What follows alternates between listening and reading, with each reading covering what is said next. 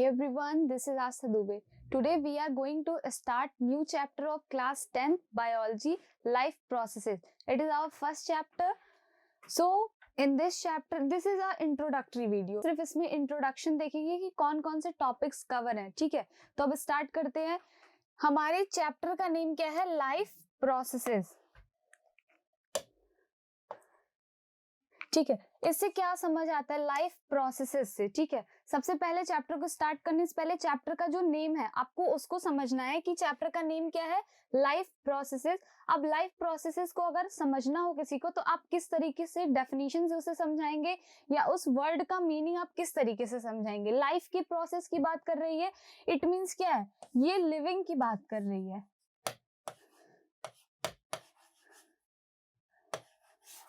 हम लिविंग के बारे में बात कर रहे हैं. लाइफ प्रोसेस को अगर किसी ने डिफाइन करना हो आपको तो आप किस तरीके से डिफाइन करेंगे? तो आप कह सकते हैं कि इट इज प्रोसेस. ठीक है, आप इसको बोल सकते हैं कि ऐसा प्रोसेस है, it is process in which we maintain, ठीक है, नॉर्मल रनिंग और well being of a body. किसी हम लिविंग की बात कर रहे हैं मीन्स लिविंग की बात करेंगे तो ऑर्गेनिज्म की बात करेंगे. एंड हमारा ऑर्गेनिज्म जो है सेल, टिश्यू, ऑर्गन सिस्टम से मिलके एक बॉडी बनाता है. तो living organism can define as the process by which we can maintain our normal running और well being of our body. ठीक है, हम अपनी बॉडी की नॉर्मल रनिंग या फिर वेल बीइंग के बारे में जब मेंटेनेंस करते हैं तो वो क्या होता है, लाइफ का प्रोसेस कहलाता है. ठीक है, लाइफ प्रोसेस होने के लिए आपको इतनी चीजें जरूरी है कि हम क्या कर रहे हैं, अपनी बॉडी को किस तरीके से मेंटेन कर लें. एक्सटर्नली नहीं लेकिन इंटरनली आपकी बॉडी को मेंटेन होना बहुत इंपॉर्टेंट है. तभी हम क्या करते हैं, तभी हम सर्वाइव कर सकते हैं. For our survival life process is very important factor. इस चैप्टर में सबसे पहले आपको पढ़ना क्या है? सबसे पहले तो हम किसी भी चीज को स्टार्ट करते हैं तो उसका एक इंट्रोडक्शन देखते हैं. आज हमारा ये इंट्रोडक्टरी वीडियो है तो हम उसमें इंट्रोडक्शन में ही बात करेंगे. We are surrounded by living as well as non living components. ठीक है, living things exhibit various characteristic which distinguish them from non living things.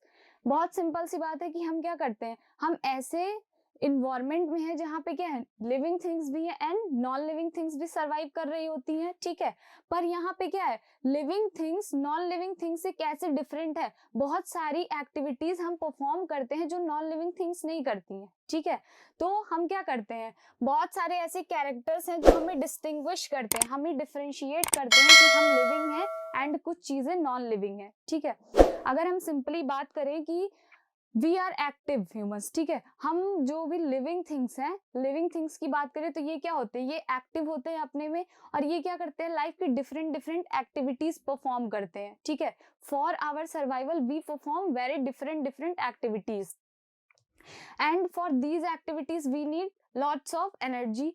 कोई भी एक्टिविटी आप परफॉर्म कर रहे हो, कोई भी वर्क कर रहे हैं कि आपकी बॉडी में एनर्जी नहीं है. ठीक है, हम नॉर्मली अगर बात करें कि किसी के अंदर एनर्जी नहीं है बिल्कुल भी, तो क्या वो सरवाइव कर पाएगा या कोई भी एक्टिविटी परफॉर्म कर पाएगा? वो बिल्कुल नहीं करेगा. तो किसी भी वर्क को करने के लिए हमें लॉट्स ऑफ एनर्जी की नीड होती है.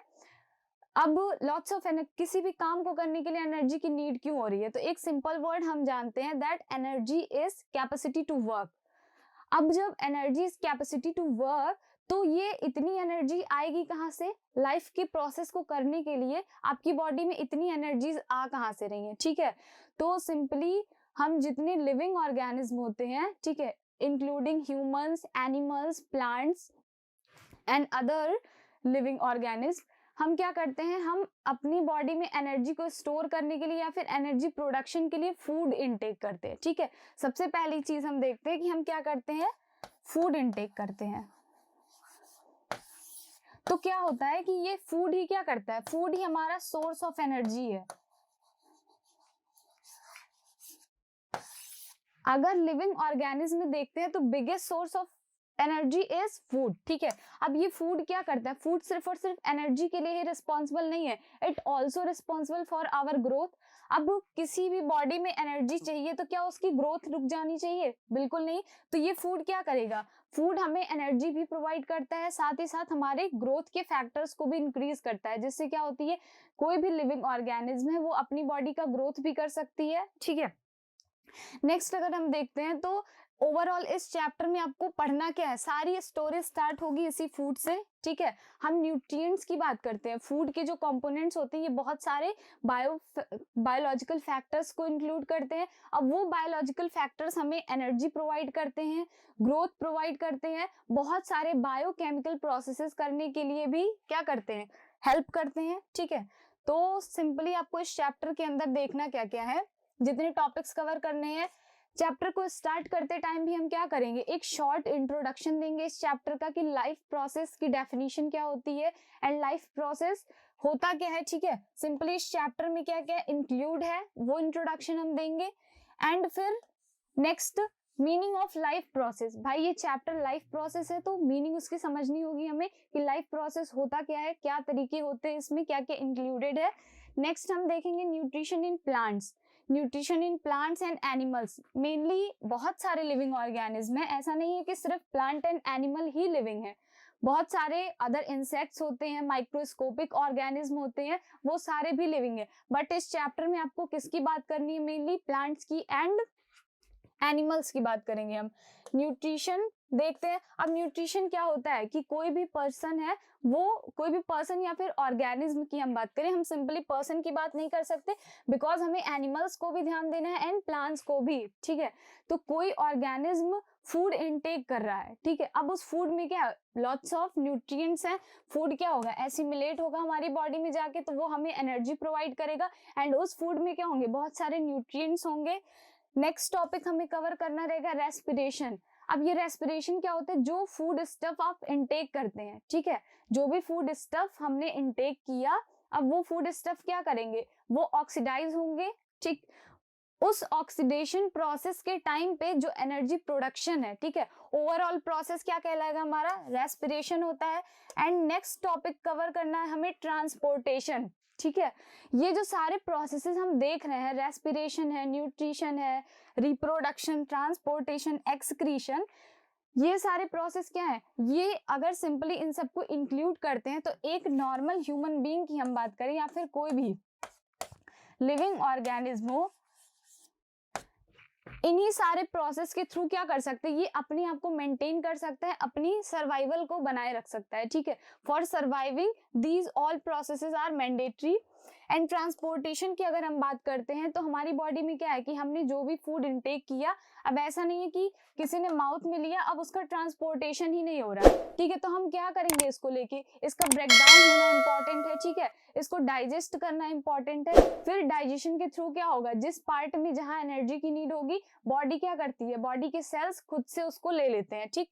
एंड सेम एज क्या है, प्लांट्स में भी ट्रांसपोर्टेशन हमें पढ़ना है कि ट्रांसपोर्ट ऑफ बायोलॉजिकल प्रोसेसेस या फिर बायोलॉजिकल मॉलिक्यूल्स, जो भी बायोलॉजिकल मॉलिक्यूल्स है उनका ट्रांसपोर्ट बॉडी में जहां नीड है या बॉडी में नीड नहीं है तो वो क्या करेंगे, जहां पे बॉडी में नीड होगी बायोलॉजिकल मॉलिक्यूल्स की वो ट्रांसपोर्ट हो जाएंगे एंड जहां से उन्हें जरूरत नहीं होगी उन्हें क्या किया जाएगा, रिमूव कर दिया जाएगा। एंड जब इन मॉलिक्यूल्स को रिमूव किया जाता है तो प्रोसेस चेंज हो जाता है, प्रोसेस का नाम हो जाता है एक्सक्रीशन। एक्सक्रीशन क्या है, सिंपली कि हमने क्या किया, फॉर एनर्जी प्रोडक्शन हमने फूड लिया, ठीक है। नॉर्मल ऑर्गेनिज्म क्या कर रहा है, वो फूड का इंटेक करता है, फूड के इंटेक के बाद एसिमिलेशन होगा, ब्रेकडाउन होता है, ठीक है, ऑक्सीडेशन होता है, रेस्पिरेशन प्रोसेस होगा, मेटाबॉलिज्म के भी प्रोसेसेस होते हैं हमारी बॉडी में। फिर वो क्या होगा, सिंपली ट्रांसपोर्टेशन की अगर नीड है तो बॉडी क्या करती है, ट्रांसपोर्ट करती है उन बायोलॉजिकल मॉलिक्यूल्स का। और अगर ट्रांसपोर्टेशन की नीड नहीं है, जो भी हमारी बॉडी को डाइजेस्ट करना होता है बॉडी इनटेक कर लेती है उस फूड मटेरियल से, नेक्स्ट क्या करती है, रिमूव कर देती है, ठीक है।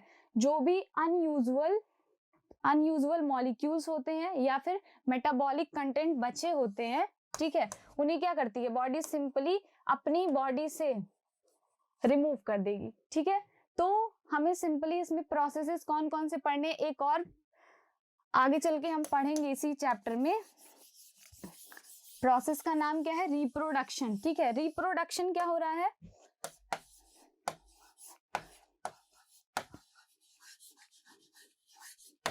रिप्रोडक्शन नाम से ही है कि प्रोडक्शन। ठीक है, प्रोडक्शन मतलब किसी चीज का प्रोड्यूस होना, रिप्रोडक्शन अगेन वो चीज क्या हो रही है? प्रोड्यूस हो रही है। ठीक है, तो ये सारे प्रोसेस तो इंपॉर्टेंट ही है, पर for life processes this is also an important factor. ठीक है, ये फैक्टर क्या है? रिप्रोडक्शन का फैक्टर भी बहुत इंपॉर्टेंट है कि कोई ऑर्गेनिज्म से ही क्या करेंगे हम? न्यू ऑर्गेनिज्म रिप्रोड्यूस करते हैं। ठीक है, तो सिंपली आपको लाइफ प्रोसेसेस में टॉपिक्स कौन कौन से कवर करने हैं? Firstly we will read about nutrition, then हम आगे प्रोसीड करेंगे रेस्पिरेशन पे।